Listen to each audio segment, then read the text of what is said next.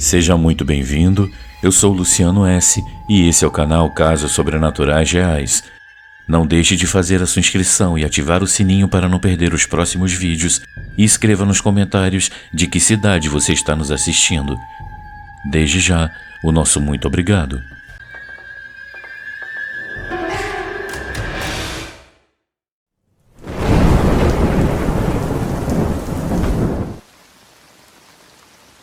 Gritos estranhos na noite.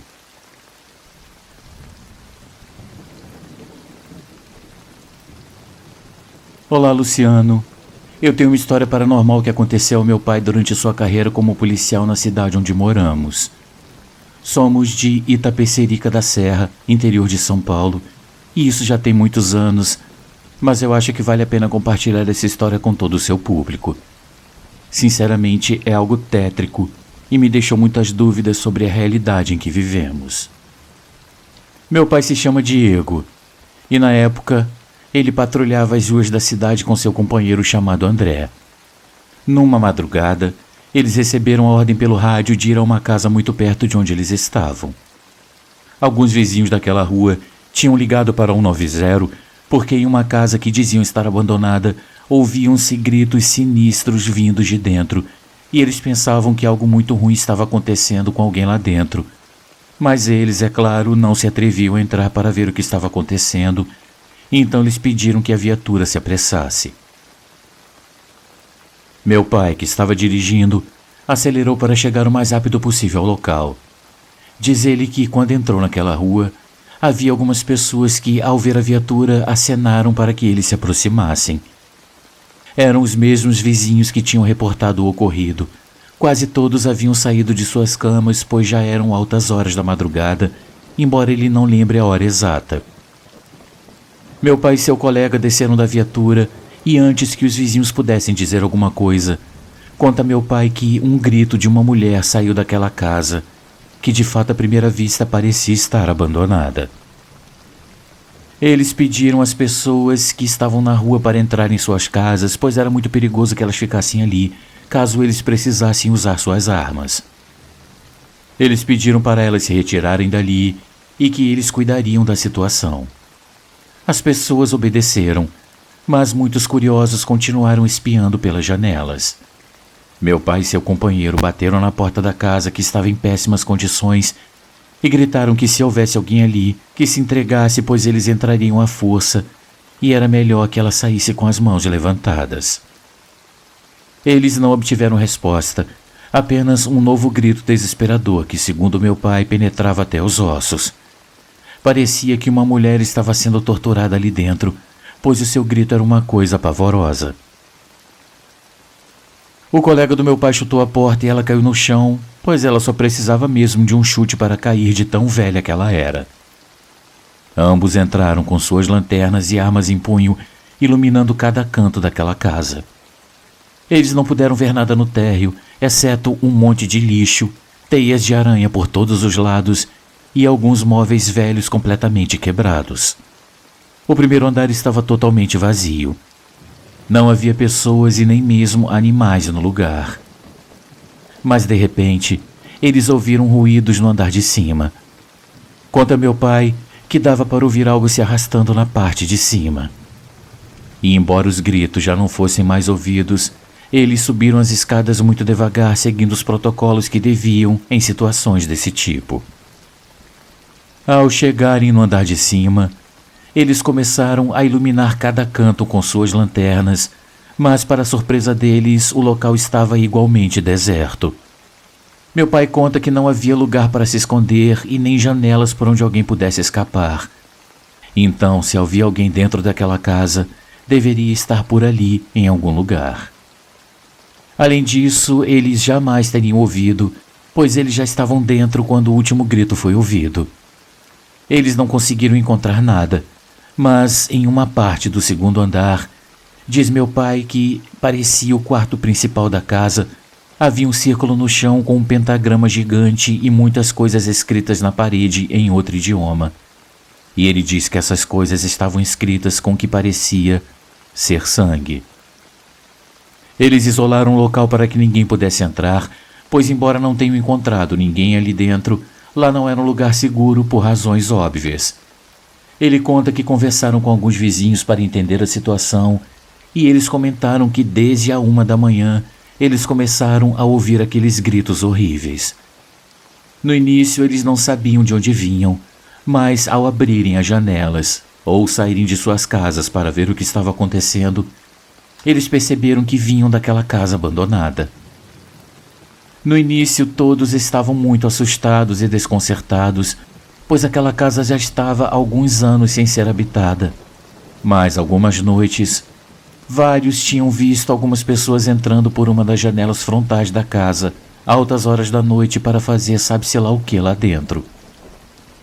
Eles preferiam se trancar e não sair para averiguar, pois eles tinham medo que essas pessoas lhe fizessem alguma coisa, já que elas não tinham boa aparência, e nada de bom poderia vir de alguém que entra numa casa abandonada em plena madrugada. Esse foi, em geral, o testemunho dos vizinhos que chamaram a polícia. Mas eles nunca souberam de quem eram aqueles gritos e lamentos horríveis. Meu pai tem a teoria de que era algum demônio, já que era óbvio que haviam feitos rituais satânicos lá, pelo que encontraram no andar de cima e pelos testemunhos dos vizinhos que poucos dias antes tinham visto alguns homens entrando lá de madrugada. Então para ele estava mais do que claro. Obviamente eles não podiam colocar isso no relatório, então o caso ficou simplesmente assim, sem solução. Algum tempo depois, alguém mandou demolir aquela casa, pois ela já não pertencia a ninguém, e não sabemos se ela ainda continua assim, como um terreno baldio, pois já não moramos mais lá. Essa foi a minha história. Um grande abraço a todos e muito obrigado pela atenção.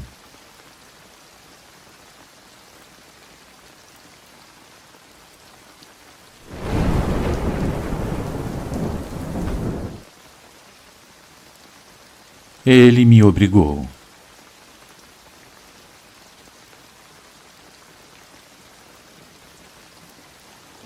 Boa noite a todos. Eu trabalhei por muitos anos como policial militar e essa experiência supera em muito todas as coisas horríveis que eu presenciei durante todos esses anos de trabalho. Eu decidi compartilhar isso porque já faz mais de 20 anos que isso aconteceu, mas ainda assim eu conto com muito respeito e eu ainda fico todo arrepiado só de me lembrar. Naquela época eu trabalhava com minha companheira de patrulha, a quem eu chamarei de Lídia. Nós éramos muito amigos, além de companheiros de trabalho, e essa história nos uniu ainda mais. Aqui ela começa.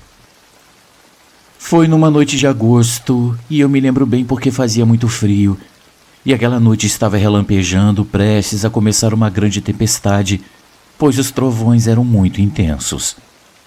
Eu lembro que tínhamos acabado de comprar uns hambúrgueres para comer ali mesmo na patrulha, pois a noite parecia estar tranquila. Mas, de repente, tudo mudou. Por volta das 11 da noite, recebemos um alerta urgente para irmos a uma residência na cidade. Não recebemos muitos detalhes da situação, pois a voz da senhora que havia chamado a emergência estava muito difícil de entender. Ela chorava muito e soluçava, o que impedia que a operadora compreendesse bem o que estava ocorrendo. Ela apenas pediu urgentemente uma viatura da polícia e uma ambulância, pois ela disse que o seu sobrinho mais novo estava gravemente ferido. Chegamos muito rápido àquela casa porque estávamos na área. De fato, fomos os primeiros a chegar e a presenciar tudo aquilo. Ao chegar, notamos que era uma casa térrea. Naquele momento, a chuva estava caindo muito forte e os trovões estavam no máximo, o que acrescentava mais drama e horror à situação que por si só já era terrível e assustadora. Eu lembro que a Lídia bateu na porta dizendo que era a polícia. Então abriu uma mulher de cerca de 35 anos que estava chorando e gritando por ajuda. Ela tinha manchas vermelhas nas mãos e na roupa. Ao entrar na casa, vimos na sala um menino de no máximo 6 anos desmaiado. Eu não quero dar detalhes por respeito ao menor e aos inscritos, mas a cena era horrível. Era algo realmente indescritível. Nesse momento ouvimos as sirenes da ambulância que entraram imediatamente para atender o menor enquanto perguntávamos à mulher o que havia acontecido e quem tinha feito aquilo. A mulher, entre lágrimas, dizia que era tia das crianças. Perguntamos se havia outra criança na casa, ao que ela respondeu que sim, a sua sobrinha de 11 anos.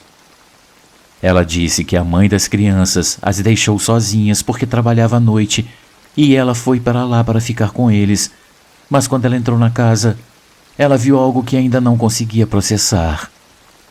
A sua sobrinha estava em cima do seu irmão, o golpeando com uma faca da cozinha.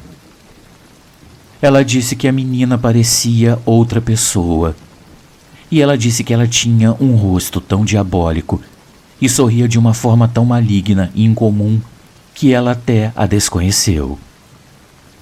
Depois de presenciar aquela cena tão horrível, ela começou a gritar perguntando à sobrinha o que ela estava fazendo, mas sem se aproximar, pois ela estava em choque. Segundo ela, a sobrinha sorria de forma diabólica enquanto ela continuava gritando, perguntando o que ela estava fazendo e o que ela havia acabado de fazer. Ela então disse que, de repente, a sobrinha olhou para o irmão no chão e do nada mudou a expressão para uma de susto, imediatamente correndo para cima e se trancando em seu quarto. A mulher disse que não tinha coragem de entrar na casa, pois ela temia que a menina tivesse conseguido tirar a vida do próprio irmão. Nesse momento, os paramédicos nos informaram que o menor não apresentava mais sinais vitais e que não havia nada mais a se fazer. A mulher começou a chorar descontroladamente e isso foi uma coisa muito difícil de presenciar. Agora, nós tínhamos que subir para ver a menina, interrogá-la e verificar se o que a sua tia nos contou era verdade. Então, Lídia e eu fomos até o quarto que estava com a porta fechada. Lídia bateu na porta e falou para a menina sair. Eu achei que a minha colega deveria tomar a frente da situação, pois talvez por ser mulher, a menina teria menos medo e mais confiança. Ela dizia que só queria conversar e que nada ia acontecer, mas a menina não abria e nem respondia. Tentamos forçar a fechadura, mas se arrombássemos a porta, a menina se assustaria e nós não queríamos isso. Mas enquanto tentávamos forçar a fechadura, uma voz que não era de uma criança começou a rir. Era uma voz masculina, muito grave, que estava vindo de dentro daquele quarto. Nesse momento ficamos alarmados, pois pensamos que alguém mais estava lá com a menina e que talvez a mantivesse refém. Foi então que decidimos arrombar a porta.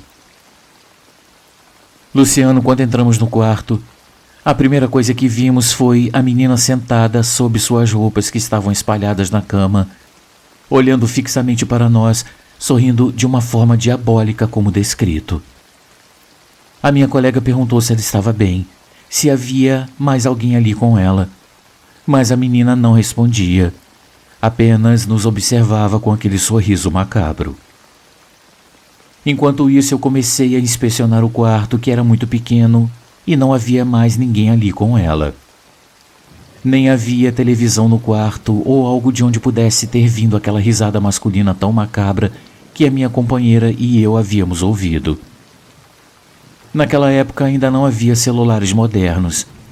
Tampouco encontramos qualquer rádio no quarto. E a única janela tinha grades, então ninguém poderia ter escapado por ali. Só estava ela e mais ninguém.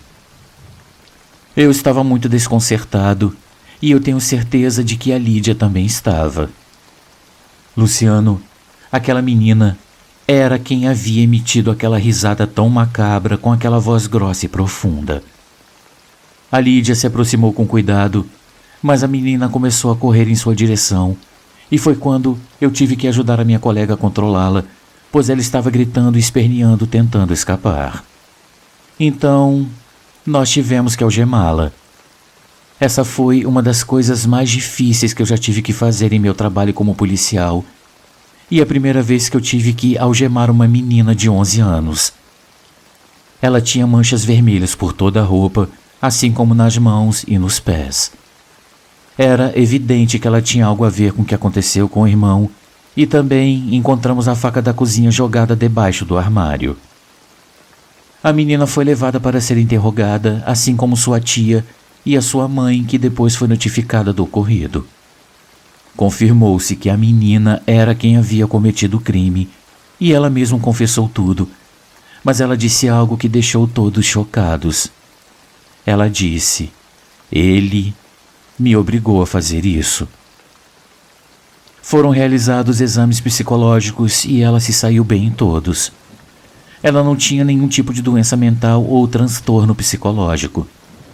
Assim, não podíamos explicar por que ela fez o que fez, pois, ao perguntarem, ela apenas dizia isso, que ele a havia obrigado a fazer aquilo. Interrogando a mãe e a tia da menina, a tia nos contou que a sua irmã, a mãe das crianças, recentemente havia conhecido um homem, seu parceiro, que a fazia realizar rituais satânicos em sua própria casa. Segundo ela, ele fez uma lavagem cerebral nela, dizendo que assim ambos ficariam ricos e que eles poderiam viver juntos em outro país. E ele ofereceu muitas coisas para que ela permitisse que esses rituais acontecessem em sua casa. Desde que esse homem apareceu em sua vida, a menina começou a mudar de comportamento, ficando muito agressiva, falando palavrões e tendo mudanças repentinas de humor. Muitas vezes ela foi surpreendida pela tia falando com alguém em seu quarto, mas ao entrar não havia ninguém com ela. Muitas coisas estranhas também começaram a acontecer na casa à noite, desde pratos de vidro caindo da prateleira no meio da noite, até ruídos estranhos sem explicação. A mãe da menina realmente admitiu tudo isso. Ela disse que, de fato, ela e o seu parceiro praticavam esses rituais de madrugada quando chegavam do trabalho, pois eles também trabalhavam juntos. Na casa, os policiais encontraram vários livros de rituais e alguns bonecos de vodú. Para concluir a história, a menina foi internada e a mãe foi liberada para responder o processo em liberdade. Depois disso, eu não soube mais do caso. Eu considero que a motivação desse crime foi completamente paranormal, pois a Lídia e eu presenciamos aquela cena inesquecível. A menina com seus olhos cheios de fúria e cinismo, assim como seu sorriso, é algo que nunca pudemos explicar e nem esquecer. Talvez a menina tenha sido possuída por um demônio e por isso fez o que fez, pois, como disse, ela saiu bem nos exames psicológicos e ela mesma confessou que alguém a obrigou a fazer isso. O que realmente aconteceu naquela noite, eu deixo para que as autoridades descubram, e eu posso apenas desejar que a justiça prevaleça e cumpra o seu papel.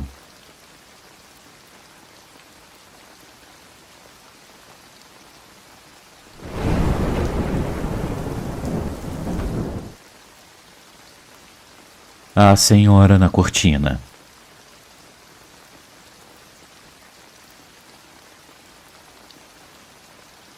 Boa noite, meu nome é Manuel Alberto e eu trabalhei como policial civil por vários anos. Eu já estou aposentado, mas durante todo o tempo que eu trabalhei, eu presenciei e fiquei sabendo de vários acontecimentos muito estranhos. Essa história aconteceu quando eu estava de serviço. Uma noite, meu companheiro e eu estávamos fazendo rondas de costume na patrulha, quando de repente recebemos uma chamada. Precisavam de nós em um bairro muito próximo de onde estávamos. A operadora não soube nos informar do que se tratava, pois na chamada de emergência só se ouvia uma pessoa chorando e gritando muito. A pessoa que fez a chamada ficou menos de 1 minuto ao telefone, por isso não conseguiram rastrear a sua localização. Nós nos apressamos para chegar ao local e íamos apreensivos, por assim dizer, pois não sabíamos a que situação iríamos enfrentar. Chegamos à localização dada e era uma casa com muitas plantas e vasos na entrada. Havia algo muito particular que me chamou a atenção desde o primeiro momento. Havia muitos gatos no quintal, miando descontroladamente. Todos estavam olhando para a casa e facilmente havia uns 10 gatos ali. Ao entrar no quintal, percebemos que os vasos estavam murchos e a grama parecia que não era cortada há semanas. O lugar estava muito descuidado. O meu colega, que ia à minha frente, tocou a campainha e disse: "Boa noite. Recebemos um chamado vindo dessa casa." Mas ninguém respondeu.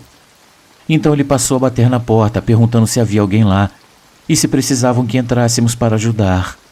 Mas não houve resposta novamente. Ele me disse para conversar com a central pelo rádio para que alguém nos orientasse sobre o que fazer, se podíamos entrar à força ou se deveríamos ir embora. Nesse momento, vimos que alguém abriu a cortina da janela da frente para o quintal. Estava tudo escuro lá dentro, então não pudemos ver muito bem, mas vimos uma senhora idosa, com muitas rugas no rosto e o cabelo totalmente branco. Ela estava usando um robe vermelho de alças. O meu companheiro perguntou: "Senhora, está tudo bem? Podemos ajudar em alguma coisa?" Mas a idosa fechou novamente as cortinas e não respondeu nada. Ela apenas nos olhou por alguns segundos com uma expressão de poucos amigos. O meu companheiro me olhou e eu disse: "Vamos embora, deve ter sido engano." Começamos a caminhar em direção à viatura, mas de repente ouvimos gritos incomuns vindo de dentro. Eu digo incomuns porque não sabíamos o que eram. Soavam como animais gritando, não como uma pessoa. Ou pelo menos não parecia uma. Os gatos então começaram a sair correndo do lugar. O meu colega sacou sua arma e eu a minha. Então gritamos que iríamos entrar. O meu colega deu um chute na porta que se abriu imediatamente, pois ela não estava trancada. Quando entramos, vimos, graças às nossas lanternas, que ela parecia estar abandonada. Estava tudo muito escuro e os móveis estavam cobertos de poeira. Eu encontrei um interruptor para acender a luz, mas ela não funcionava.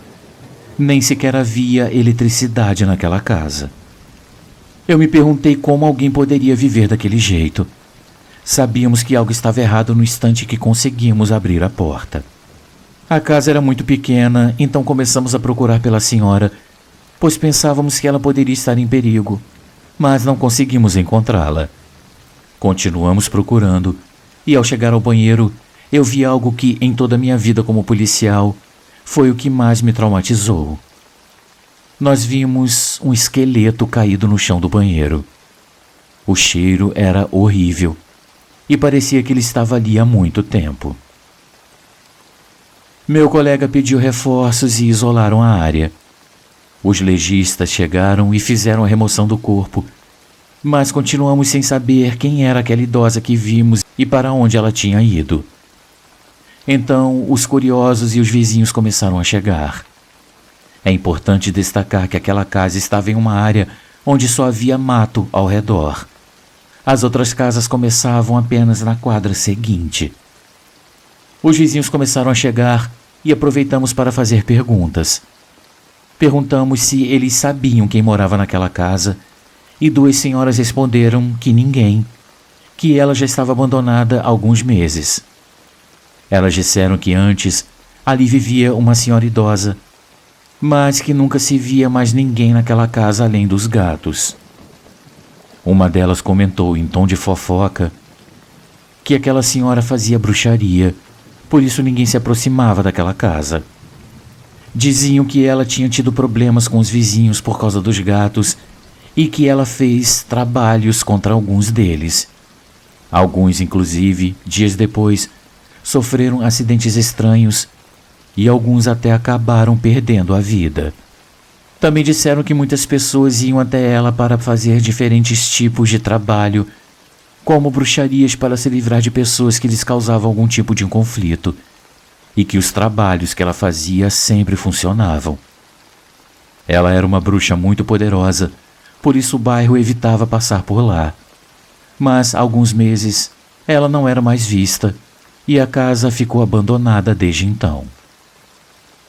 Nós anotamos tudo o que os vizinhos nos disseram sobre aquela senhora e todos concordavam que ela era uma pessoa assustadora. Dentro de alguns dias, saiu o laudo da autópsia daquele corpo encontrado no banheiro. Era ela mesmo, a idosa, a antiga dona daquela casa.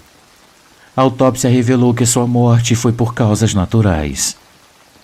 Eu e meu colega estávamos muito assustados, pois a havíamos visto naquela noite. Tanto eu quanto ele já não sabíamos se era ela ou algo que habitava naquela casa e tomou sua forma. Também encontramos livros de invocação de seres estranhos como demônios. Por isso, aqueles gatos não paravam de miar. Nunca soubemos também quem e de onde foram feitas aquelas chamadas, pois não havia linha telefônica ali. Até hoje eu fico arrepiado ao me lembrar daquela experiência. Obrigado a todos por me ouvir e uma boa noite.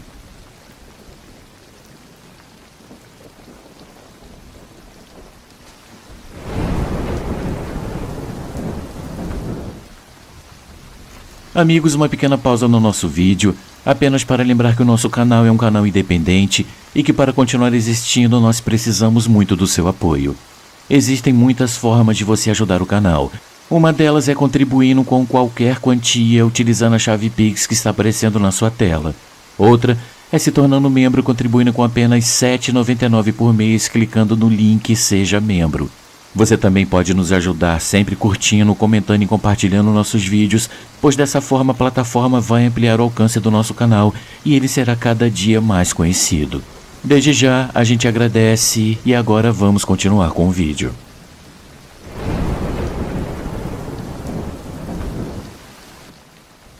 O menino no porta-malas.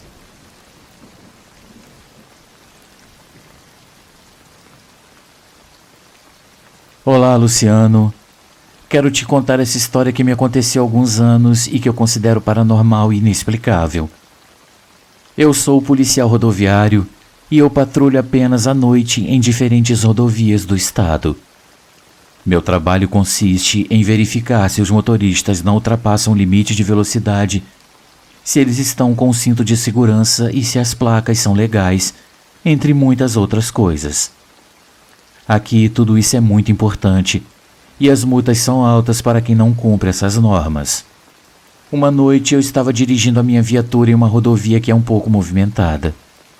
Eu estava realizando meu trabalho normalmente, quando de repente em uma caminhonete, à frente de mim, eu percebi uma pequena mão me acenando. Ela estava no porta-malas da caminhonete que estava fechada, mas mesmo assim, é ilegal transportar menores lá devido ao perigo que isso representa. Como todos sabem, todos devem estar sentados nos bancos e presos com o cinto de segurança. Então eu precisava fazer o meu trabalho. Eu decidi me aproximar um pouco mais da caminhonete para verificar se realmente se tratava de uma criança e, de fato, estava escuro, mas com as luzes da minha viatura, eu pude ver a silhueta de uma criança pequena que estava me acenando com sua pequena mão. Eu também acenei de volta, mas eu precisava fazer o meu trabalho, pois era perigoso que a criança estivesse no porta-malas. Então eu acendi as luzes e mandei que a caminhonete parasse. Eu parei atrás deles, saí da viatura e caminhei até a caminhonete onde havia um casal, um homem e uma mulher na faixa dos 40 anos. Eu lhes expliquei o motivo pelo qual eu os havia parado. O homem perguntou imediatamente se havia algum problema. Quando eu mencionei que eles não podiam levar o seu filho no porta-malas da caminhonete, eles ficaram muito surpresos. Eu olhava para trás, mas eu não conseguia ver a criança. E foi então que eles me disseram que não havia mais ninguém com eles. Eu pedi educadamente que eles saíssem do veículo para que eu pudesse revistá-lo completamente. Eu estava certo do que eu havia visto, mas de fato não havia nenhuma criança, apenas os dois. Eu pedi desculpas, insistindo que o que eu tinha visto talvez fosse uma sombra, mas que eu tinha certeza de que eu vi uma criança acenando para mim do porta-malas da caminhonete. Foi então que a senhora comentou: talvez tenha sido meu sobrinho. Essa caminhonete era da minha irmã e o seu filho faleceu há anos aqui dentro, Ele tinha problemas no coração e não conseguiu chegar ao hospital a tempo. O marido estava claramente cético sobre o que a esposa disse. Ele se desculpou pelo que ela havia dito e perguntou se eles poderiam ir embora. Eu também me desculpei pelo erro e eu lhes disse que sim. No dia seguinte, ao revisar as câmeras da viatura, apareceu a sombra que eu vi, confirmando que foi real e não apenas a minha imaginação. Realmente havia uma sombra de uma criança acenando do porta-malas daquele carro. Luciano, eu me lembro que eu revistei o veículo minuciosamente até levantando os bancos, pois se tratava de uma criança que poderia estar em perigo. Mas não havia ninguém. Até hoje, isso é algo que me deixa pensando por um bom tempo, pois eu nunca tinha visto algo semelhante. Eu nunca havia visto um fantasma na minha vida. E o fato de isso ter acontecido no meu trabalho tornou tudo ainda mais dramático. Por mais que eu tente encontrar alguma explicação para o que aconteceu naquela noite, eu só fico ainda com mais dúvidas sobre o que me aconteceu. Aqui termina minha história, meus amigos. Eu agradeço muito a atenção de todos e lhes desejo uma ótima noite.